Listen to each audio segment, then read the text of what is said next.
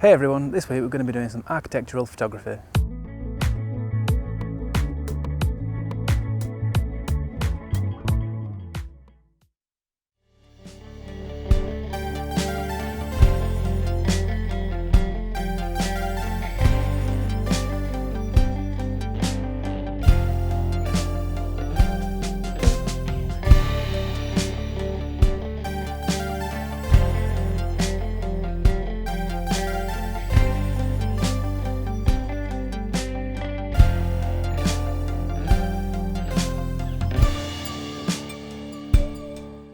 So today I've come out to Zeche Zollverein near Essen in Germany, and like I said, we're going to be doing some architectural photography. It's a former coal mine. It was founded in around about the mid-1800s, and it was a working coal mine and coking plant all the way through to about 1986 when it closed. And since then it's become a preserved kind of place and a museum, and it's now a UNESCO World Heritage Site. And I thought it'd be a perfect opportunity to do some architectural photography. There's some great industrial pipework and scaffolding and buildings and structures here and there, huge towers like this, so it's a perfect opportunity to get the camera and just capture some of those really cool lines and angles, and hopefully it's going to be quite graphical and just some really cool architecture photography. So let's carry on and see what I can find.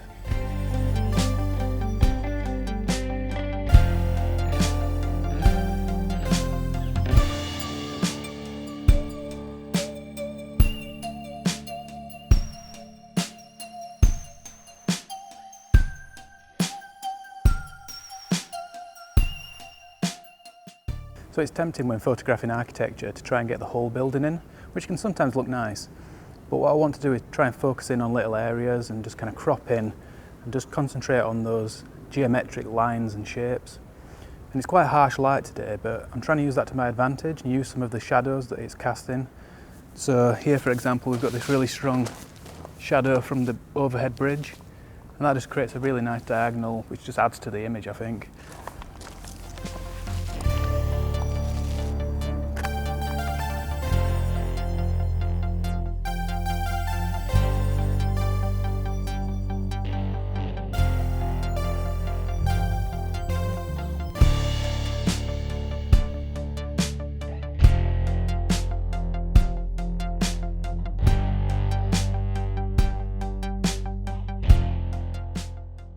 I'm using the Nikon Z24 to 200mm lens, and it turns out to work really well for architectural stuff.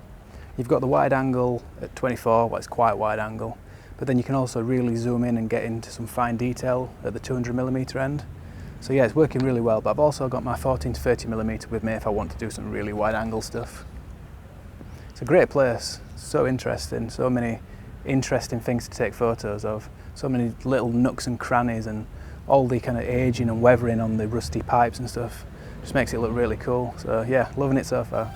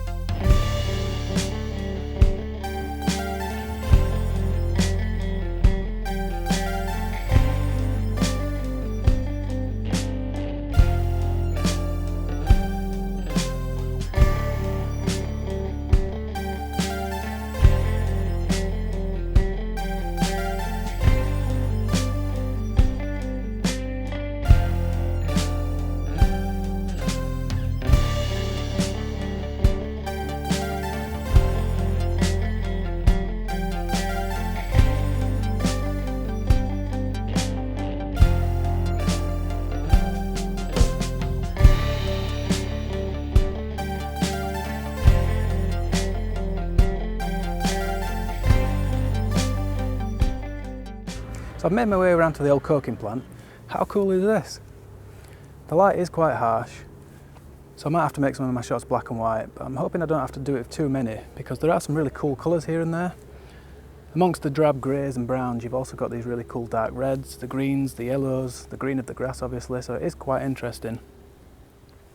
In terms of settings, well, like I said, the light's really bright, so I'm not having to use a tripod at all, and on the camera I can afford to have a really low ISO and quite a high f number. I'm using anywhere between around about f10 and f13. And all I'm really trying to do is just keep my shutter speed up so that it's around about twice whatever my focal length is. So I'm using focal lengths between around about 50mm and 200mm most of the time. So as long as my shutter speed is between 1/100th of a second and 1/200th of a second, that should be absolutely fine.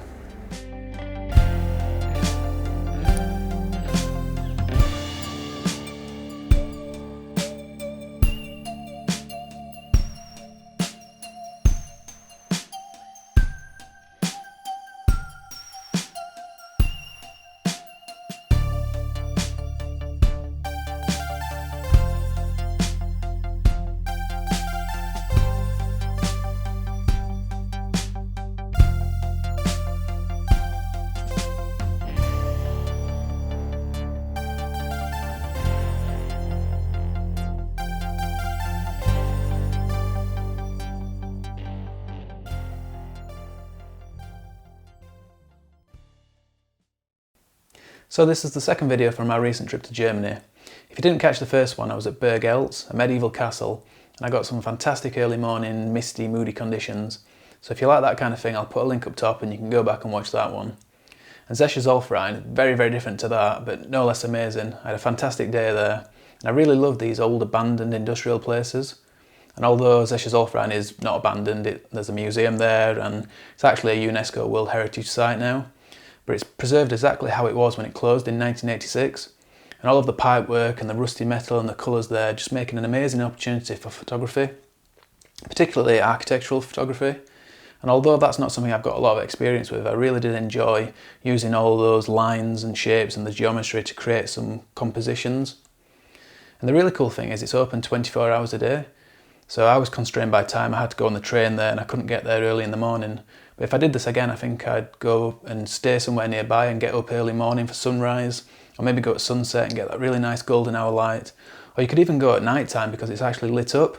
So I think there's some fantastic opportunities there. And I really do recommend, if you haven't been there, to go. It's a great day out. I did go inside the museum, but unfortunately I wasn't allowed to take my bag and tripod and things. I did take my camera, but I couldn't film in there. But I have got a few shots from inside, as well as a few more from around the outside that I haven't put in the video yet, so I'll put those up on screen now.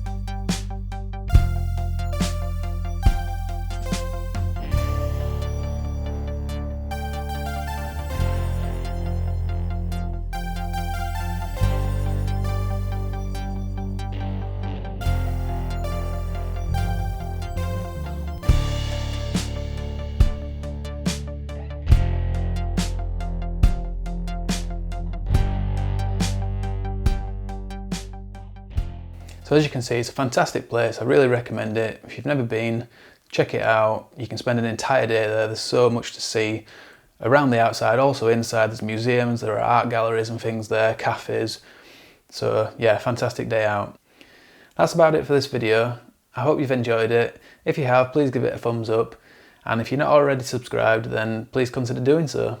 You can click down there on the big red button or over here on my face, and then you'll keep up to date with what I'm doing each and every week. There's a new video every Sunday morning at 10 AM UK time. So like I said, that's it for this one, but I hope you'll catch me next week for the next one. And until then, thanks a lot everyone, and bye for now.